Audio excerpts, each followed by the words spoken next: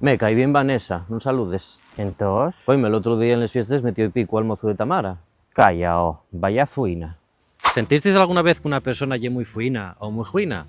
Y una palabra que usamos para referirnos a daquien que lle muy arteru, muy mísere, muy malu.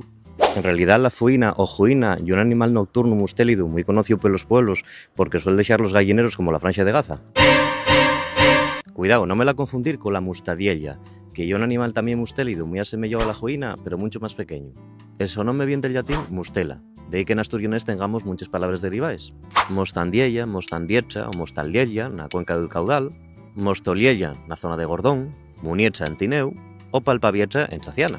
Mientras que en el dialecto oriental tenemos las formas pilaguapes de remimila o remizmila.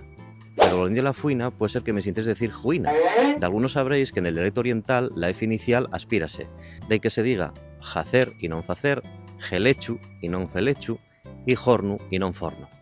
Si casi en el dialecto central, que es el que falo yo, y es muy común que se aspire la F delante de los diptongos hue, ui. Y así muchos decimos juella y non fuella, fuerza y non fuerza, y juina y non fuina.